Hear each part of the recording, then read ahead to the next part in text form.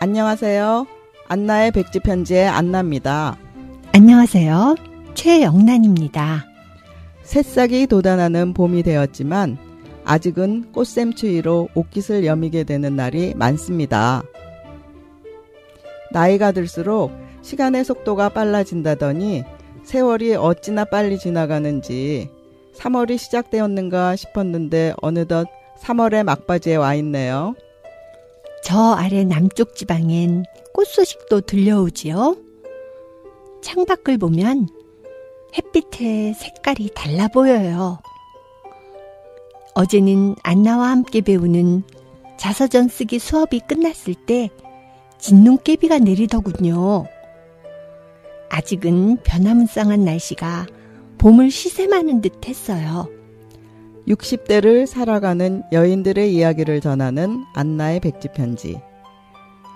이번 달은 봄을 맞이하면서 새로 시작한 우리들의 자서전 쓰기 프로젝트와 며칠 전 다녀온 시민 독서 모임 이야기를 나누어 보려고 합니다.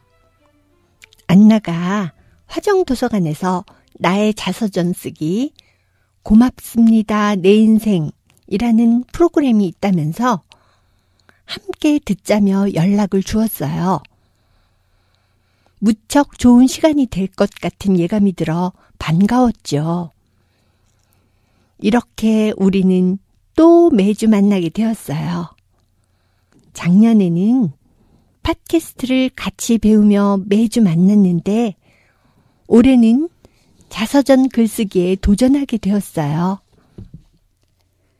저는 작년에 같은 아파트에 사는 분으로부터 책 한 권을 선물 받았어요.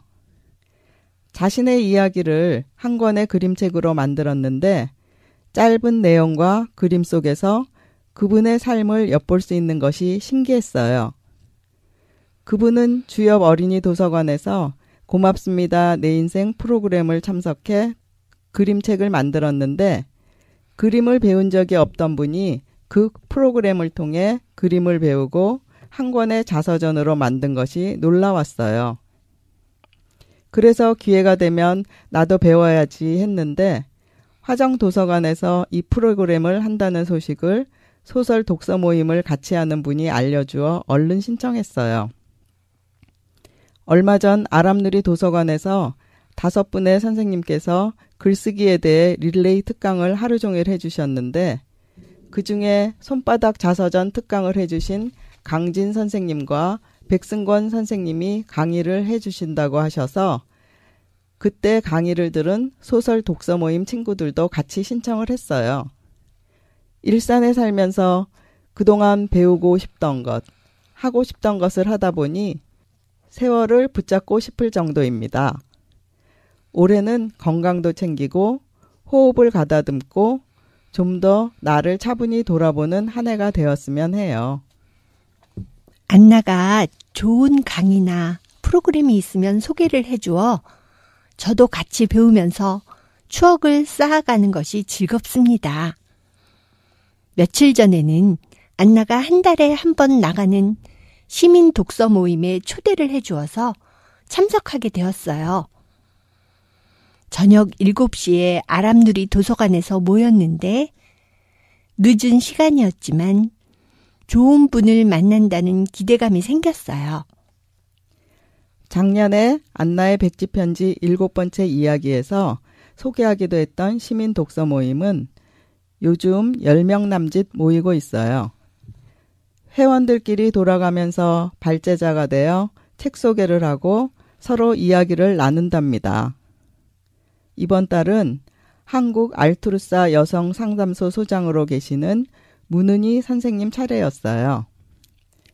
자녀 교육이나 상담에 관해 많은 저서를 쓰셔서 이번 모임에는 아는 분들을 초대해서 같이 들으면 어떨까 하는 이야기가 나왔습니다. 그래서 저도 영란 친구를 비롯해 아는 지인들을 몇 분 초대했어요.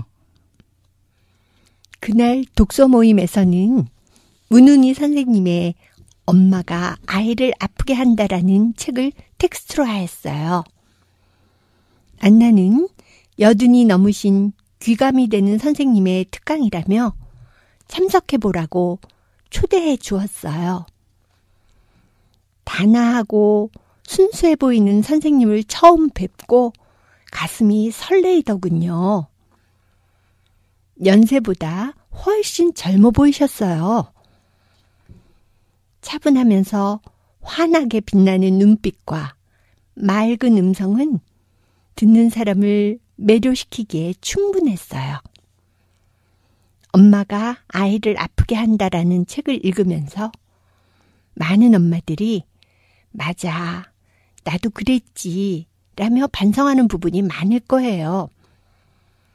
저도 아이들에게 부담을 주거나 힘들게 한 부분이 많았다는 것을 알게 되니 가슴이 아프더라고요.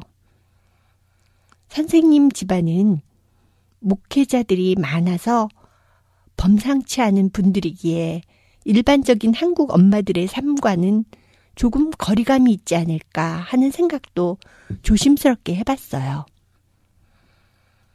남편분도 함께 독서 모임에 나오셨는데 부부 관계가 무척 평등해 보여서 한국의 일반 가정에서는 흔히 볼 수 없는 일이라고 느꼈어요. 선생님 부부는 함께 동등한 입장에서 토론하고 각기 다른 의견도 존중하며 수용하고 사는데 무엇보다 그 점이 부러웠어요. 남편이신 박영신 선생님은 연세대학교 사회학과 교수님이셨는데 퇴직 후 목회자가 되셨답니다. 모임 때 자주 다른 분들도 부부가 함께 나오면 좋겠다는 말씀을 하시는데 2시간을 토론하는 자리에 남편과 함께 와서 같이 이야기를 할 수 있는 부부가 얼마나 있을까 하는 생각을 혼자 해보았어요. 저도 부부 사이가 좋은 편이어서 호수공원이나 정발산을 같이 걸으면서 많은 대화를 나누지만 서로 인생에 대해 논하고 심도 있는 대화는 많이 하지 않거든요. 남편을 안 지 40년이 넘었지만 서로 다른 부모 밑에서 자란 우리들이 아직까지 인생관이나 가치관까지 하나가 되었다고 생각하지는 않아요. 물론 서로를 귀하고 소중하게는 여기지만요. 저는 시민 독서 모임에 나가는 이유 중에 하나가 80이 넘은 노부부가 한자리에서 같이 책 이야기를 나누고 공유하는 모습이 너무 보기 좋고 그 모습을 보면서 나도 저렇게 나이 들고 싶다는 간절함 때문인 것 같아요. 마침 그날 막내 아들 어릴 때 친구 엄마들이 낮에 일산으로 놀러 왔는데 먼 길 온 김에 저녁에 모이는 시민 독서 모임에 같이 가자고 했더니 흔쾌히 응해주어 저녁 늦은 시간까지 함께해서 더욱 좋았어요.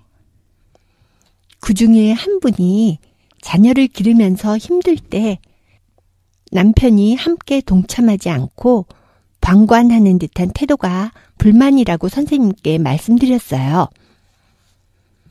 선생님께서는 남편을 탓하기보다 함께하는 분위기를 엄마가 먼저 배제한 것이 아닌지 생각해보라고 하셨죠. 우리는 보편적으로 엄마 혼자 육아를 담당한다고 생각하잖아요. 우스갯소리로 아이를 잘 키우기 위해서는 엄마의 정보력과 아빠의 무관심과 할아버지의 재력이 맞아 떨어져야 한다고들 하죠. 보편적 타당성이라는 말에도 어폐가 있다면서 그러한 기준은 무엇이냐며 스스로 만든 틀에서 벗어나는 것이 필요하다고 말씀하셨어요. 문은희 선생님은 한국인의 독특한 심리 구조는 포함 단위를 갖고 있기 때문이라고 하셨는데 타인을 제외하고 배제하는 태도를 갖지 않도록 포함의 울타리를 넘어서 따뜻한 시선으로 세상과 이웃을 바라보자고 하셨어요. 하지만 평범한 사람들이 그것을 실천하기는 쉬운 일이 아니죠. 우리나라 엄마들은 가부장적인 문화 속에서 개인으로 존재하지 않고 가정이나 자기를 포함하는 포함 단위 속에서 허덕이면서 가까운 사람들과도 어려움을 겪게 되죠. 젊을 때는 내 삶이 힘든 것이 나를 힘들게 하는 상대방 때문이라고 생각했는데 요즘 돌아보니 그 모든 것은 나로부터 시작되었다는 것을 느끼게 되었어요. 젊은 날 먼저 내 자신을 토닥거려주고 스스로 위로해주고 내 스스로 내 자신을 사랑하는 힘이 있었다면 상대방도 사랑할 수 있었을 것 같아요. 하지만 가정이란 최소한의 공간 속에서 인내를 배우면서 삶의 희노애락을 알아가는 그 시간 또한 헛된 시간이 아니었다고 생각합니다. 포함 단위 속에서 빚어졌던 갈등들을 잘 극복하고 상대방의 마음을 서로 헤아려주는 공감 능력까지 배우게 된다면 포함의 울타리까지 넘어 확장된 삶을 살 수 있다고 생각합니다. 그리고 힘들게만 느껴졌던 지나간 시간들도 나쁘지만은 않았다는 것을 요즘 새삼 깨닫게 되었어요. 이렇게 내 자신을 돌아볼 수 있는 이 시간 또한 감사하게 느껴집니다. 다가오는 세대는 양성평등 시대로 변해가고 있으니 새 시대를 살아가는 젊은 사람들은 더 좋은 세상을 만들 것이라고 기대합니다.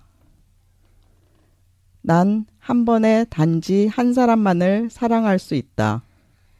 그 한 사람을 붙잡지 않았다면 42,000명을 붙잡지 못했을 것이라는 마더 데레사의 글이 떠오릅니다. 나 역시 한 번에 한 사람씩 사랑하고 그것이 씨앗이 되어 5,000명을 붙잡게 된다면 그것이 내 삶의 오병이어의 기적이 아닐까 생각해 봅니다. 오늘은 마더 데레사의 한 번에 한 사람씩을 들으면서 안나의 백지편지 16번째 이야기를 마치겠습니다. 한 번에 한 사람씩. 마더 데레사. 난 결코 대중을 구원하려고 하지 않는다.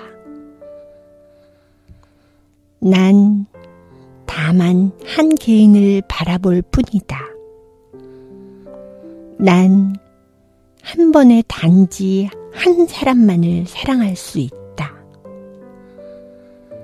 한 번에 단지 한 사람만을 껴안을 수 있다. 단지 한 사람, 한 사람, 한 사람씩만.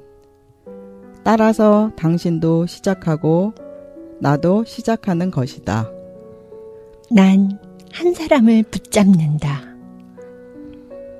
만일 내가 그 사람을 붙잡지 않았다면 난 42,000명을 붙잡지 못했을 것이다. 모든 노력은 단지 바다에 붙는 한 방울 물과 같다. 하지만 만일 내가 그 한 방울만큼 물을 붓지 않는다면 바다는 그 한 방울만큼 줄어들 것이다. 당신에게도 마찬가지다. 당신의 가족에게도, 당신이 다니는 교회에서도 마찬가지다. 단지 시작하는 것이다. 한 번에 한 사람씩.